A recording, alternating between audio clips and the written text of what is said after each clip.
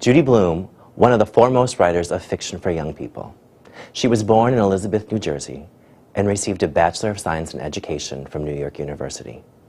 Blume began to write in the 1960s, and in 1969 sold her first book. The one in the middle is The Green Kangaroo. Her novel, Are You There, God? It's Me, Margaret, was chosen as one of the 1970s best books for children by the New York Times. Miss Blume's writings have focused on capturing the joys, fears, uncertainty, and anguish of young people dealing with such subjects as body image, bullying, divorce, friendship, racism, religion, and sexuality.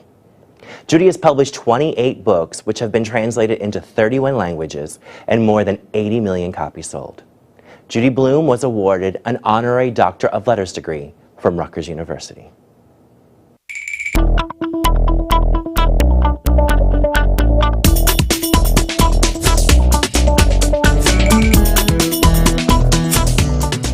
Judy Blume, I want to welcome you to the show.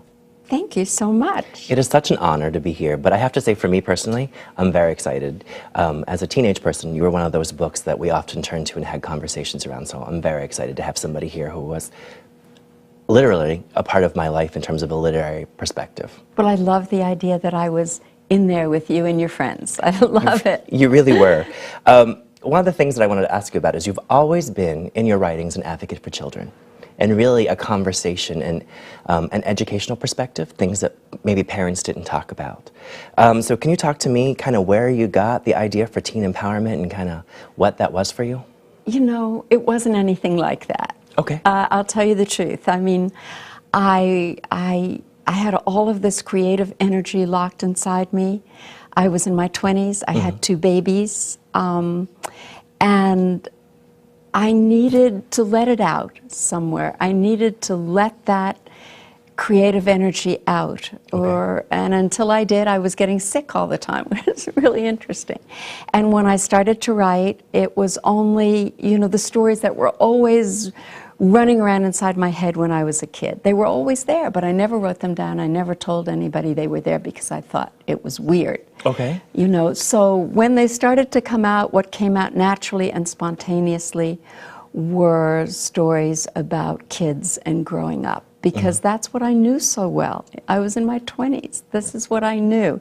I had very little experience yet in the adult world, but boy, I remembered everything about being a kid. And so I started to write books that I thought I would have liked when I was a kid, because you couldn't read about real children, real families, things that I really thought about, things that I was curious about. There was no place for me to go then.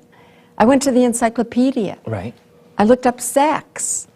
I didn't find anything. Well, the thing that I think, especially as a Generation X person, the conversations of the novels that you wrote in the 70s, for us, for me, and for my friends, was a collective conversation around, hello, God, it's me, Margaret, blubber, the conversations we went through to talk about some of those teenage angst moments.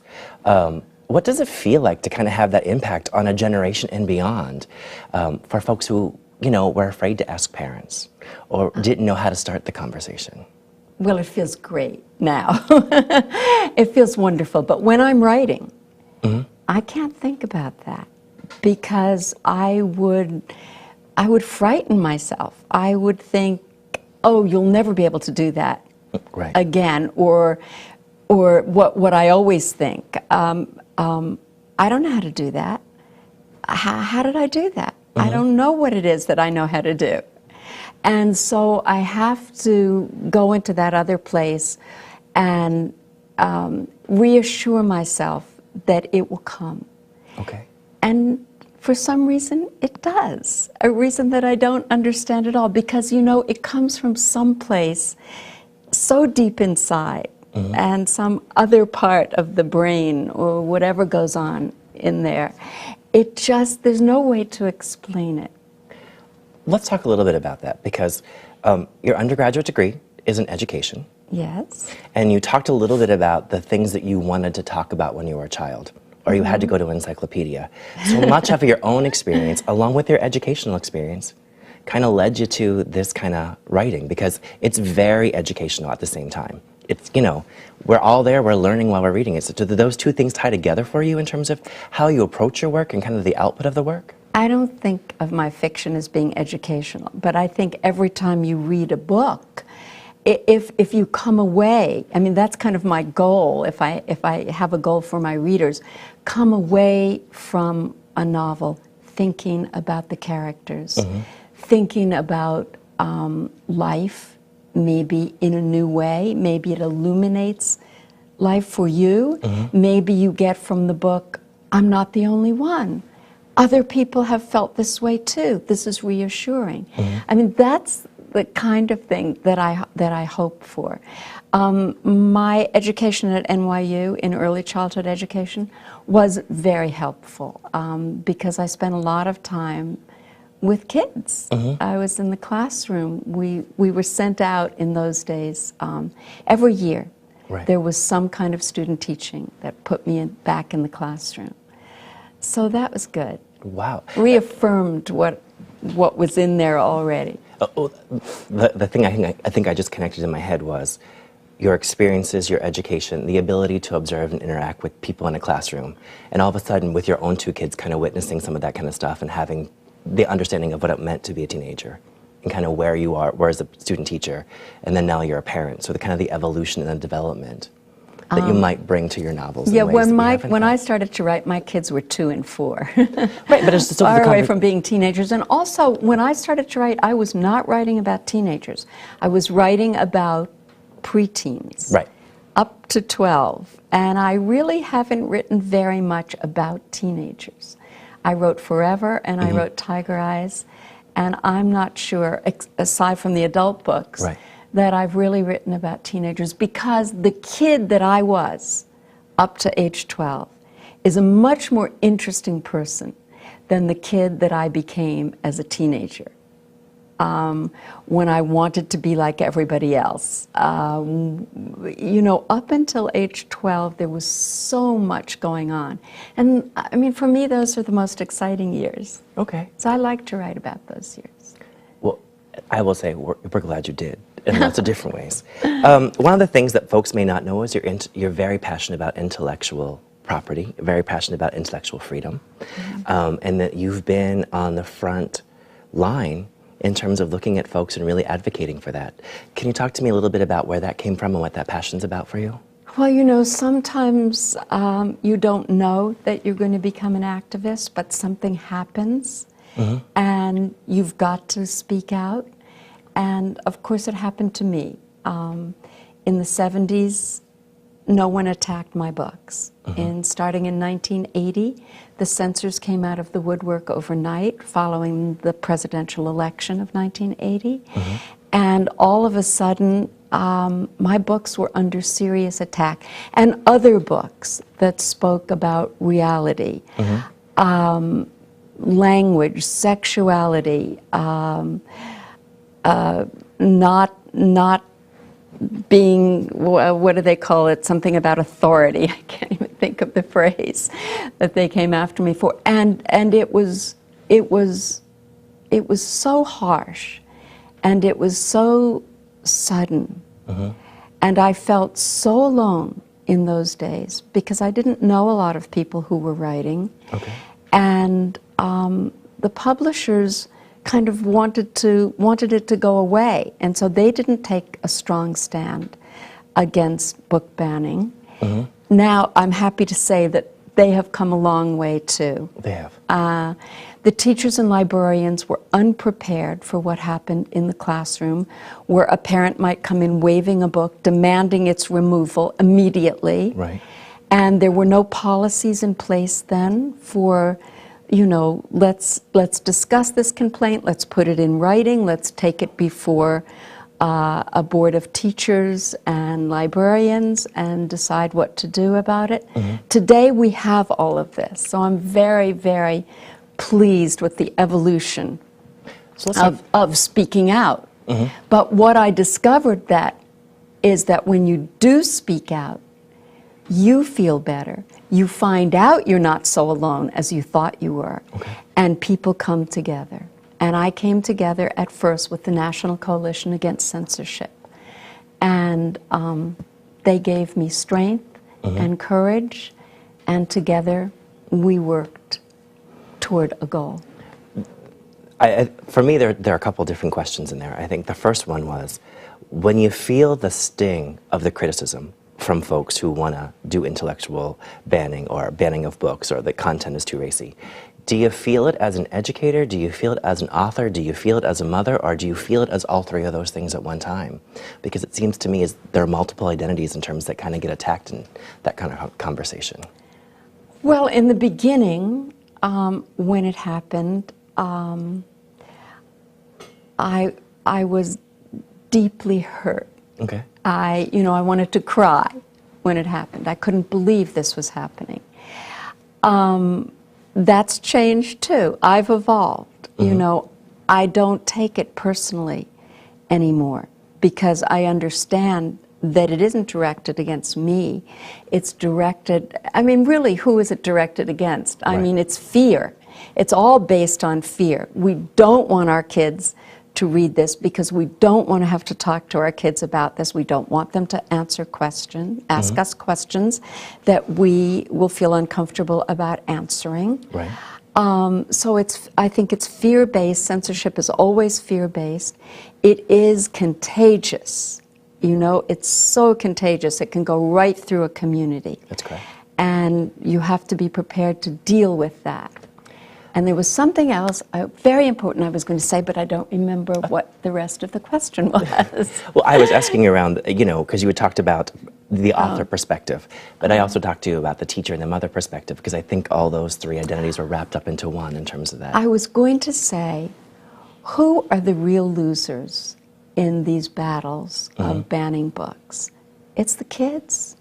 It's the kids. It's denying them their right to know, their right to read, their right. You can never take away their right to think about things because they don't have to tell you what they're thinking about. Right. So they may be thinking about it, but you are taking away their right to explore and to know and to ask questions, and you're attacking their curiosity. As you know, around the United States, there have been, in some ways, a resurgence of people calling for banning of books in libraries, public libraries, around gender issues, around sexual orientation issues. Florida, Oklahoma, California, and some of those areas have come under attack in some small counties over the past few years. What do you say to parents in those areas who don't know what to do but still want to make those books affordable to their students and affordable to their children? I say the same thing that I've always said.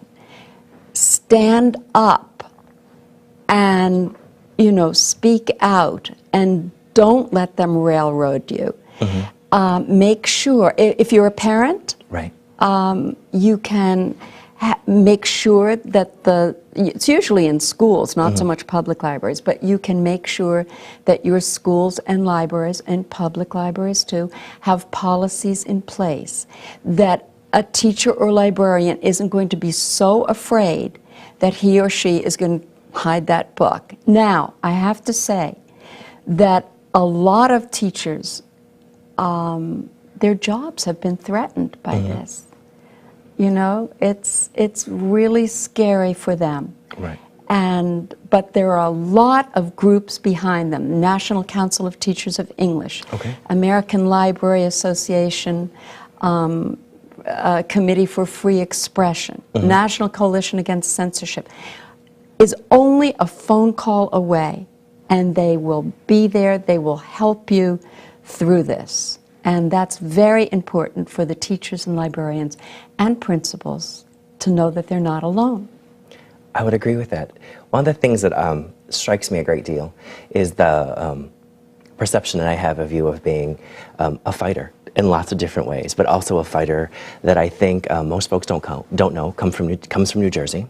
Comes from New Jersey. So how much your fighting spirit comes from your family and comes from the state in which you were born? Well, I'm a Jersey girl. Yep. Lived here for the first 37 years and proud of it.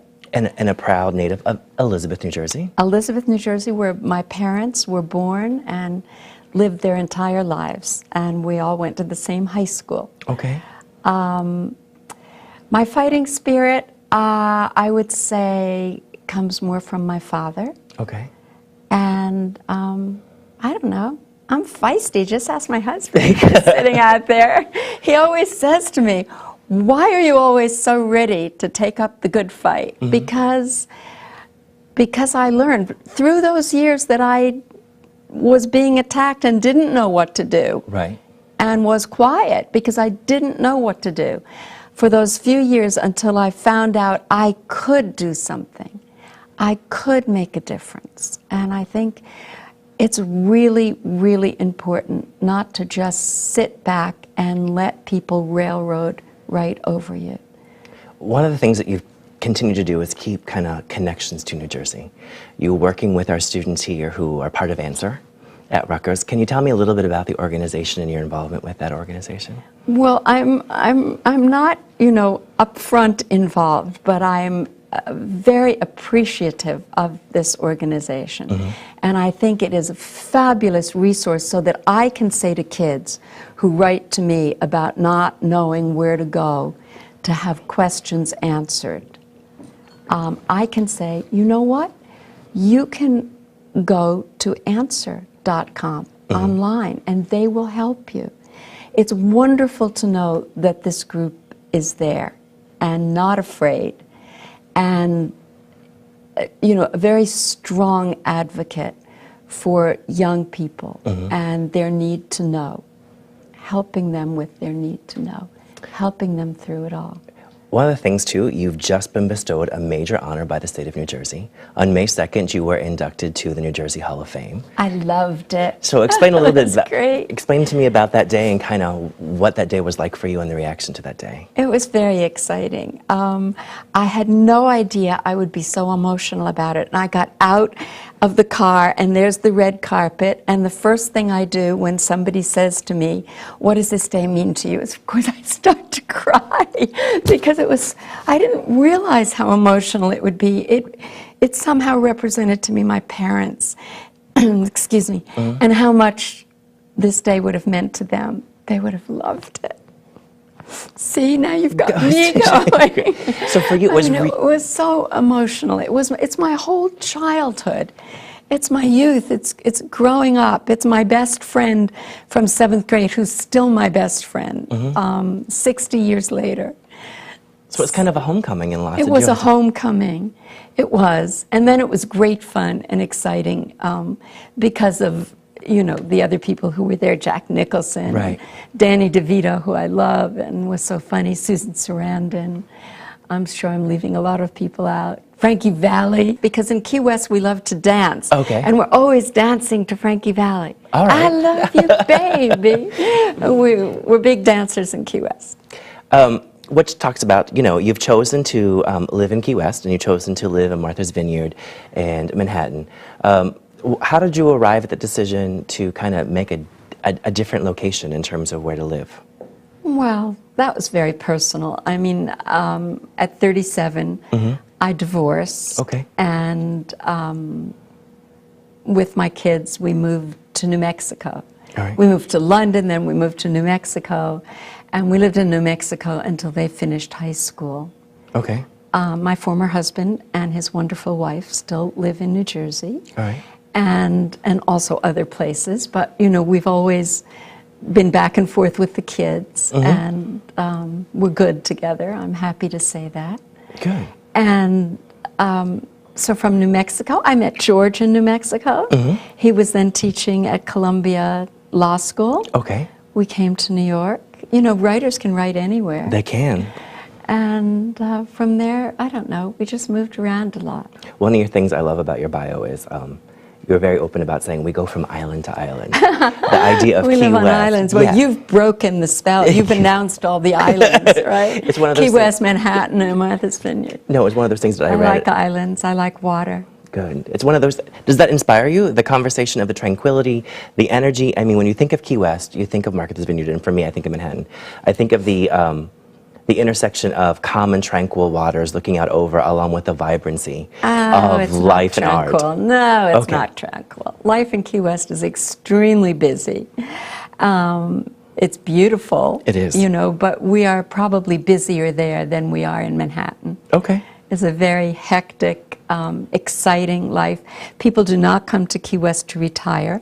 They may be of retirement age, But they flourish. but they are busy, busy, busy, busy. There's a lot of wonderful, good stuff that goes on, lots of arts and theater, and my husband started a wonderful nonprofit movie theater in Key West, so we're very busy there. Well, since you transitioned to the nonprofit part and kind of a segue, can you talk to me about, besides your intellectual freedom, what other things you're doing nonprofit-wise and philanthropic-wise? You're very involved in those areas. Yes, you've caught me off guard now. There are some I don't talk about. Okay. And that's fair. Some I do. All right. I mean, I love being on the board of the Authors Guild and the Society of Children's Book Writers and Illustrators and the Key West Literary Seminar. I very much enjoy participating in those. Years ago, I started something called the Kids Fund, but I really don't talk about that. What I will say is one of the things that there are lots of things about your bio that interest me, but it is the quiet humility in terms of how you serve folks. And I think for me that, it's the education, it's the writing, but it's also what you do behind the scenes. So I appreciate the fact that you don't want to talk about that in some way, so. When I write, I mean, it's just important to me that people understand this. When you write, you have to chase everything away. You have to get rid of the censor on this shoulder and the critic on this shoulder, and you have to not think about even your readers. Okay. And certainly not about the good you've done in the world or the good you wish you could do in the world. You have to get rid of everything and go into that place where it's just you alone with your imagination and your characters. Well, let's talk a little bit about that. I think you alluded to that at the beginning of the interview, and I want to go to that a little bit more now. You develop a character. For you, where does that start? Where does the idea come from? Where does the development of that character come from? For me, I'm fascinated by, when you read through a page, they're layered in terms of who the characters are. They're not so one-dimensional. So how does one begin that process? That's a good book where they're layered, right? For me, it starts probably years before I start writing about it. Let's just take, because I'm in New Jersey right now, the book that I am starting now. I actually started it almost a year ago, but had to stop writing because I got involved in a screenplay based on one of my books, Tiger Eyes, a book that I'm very close to. So now I'm going back to it. Always a scary time. Beginning a book, a very, very scary time. So to be less scared, I keep a notebook. And I jot down everything for many months, sometimes years before I start to write about it. And this next book is going to take place in Elizabeth, New Jersey, in the 50s when I was a student at Hamilton Junior High School. Wow. And something happened in Elizabeth then that has stayed with me over the years. And I want to write about that. I never have before. I've never really thought about writing about it. And it just came to me. And the way ideas come, they come out of the blue sometimes. I was listening to another writer at the Key West Literary Seminar talking about a book that she wrote, a first novel. It was a wonderful first novel. And it was based on something that happened to her mother back in the 50s. And suddenly this came to me. It's like one of those moments, OMG. Right. I remember this, and I started making notes immediately. I've never had the fun or the pleasure of doing serious research because I write contemporary books and I don't usually have to research it, coming more out of somewhere else. But this is historical now, the 50s, when I was a kid. And so I did all this research. I have a notebook this big with all the research, and it is so much fun. And my friends, including my husband, who have written and do write nonfiction, said to me, yeah, Judy, that's the fun part. But now you have to start the book. And it's a novel, and it's going to be the same as writing any other novel. Impossibly difficult, for me anyway. It doesn't come easily. It maybe is even more difficult after so many books. Maybe in the beginning it was, I didn't know what I was doing, and it was all spontaneous, and it just came pouring out, one after the other after the other. But after 28 books, maybe it's harder to be fresh and spontaneous, and that's the only way that it works. Okay. So I'm trying to go there, and that's where I'm going next, into this book. Well, we look forward to seeing when the book hits so we can read through it. As a native New Jerseyan, and it's commencement time, what does the honorary degree of Arts and Letters mean for you from the State University, Rutgers, the State University of New Jersey? I grew up as a teenager. Our social lives, we went to an all-girls public high school, Baton High School, was then all girls, the only public sex-segregated high school, I think, in the state of New Jersey at that time. And we liked the guys at Rutgers. So we spent a lot of time and a lot of weekends down at Rutgers. So I feel as if I'm coming home in one way, but what an honor, you know, to get this degree, and with such other honorees, people, you know, who are just amazing in what they've done. They've done much more than what I've done, and so that's another honor to be with them. Well, as somebody who gets the chance to interview them, you all bring so much different perspectives to, you know, the guest chair. You get to interview all of them? I do. It's a fabulous job. Oh, I can't wait to know what you know. So, you know, they all bring different perspectives, and they all bring a different thing, and you all are, you know, tremendous folks. So I want to thank you for joining us today. Our time's run out. Thank you so much. It was fun. I really appreciated your time here, and good luck with everything, and I look forward to your new novel about Elizabeth, New Jersey. Yes. Thank you. Thank you so much.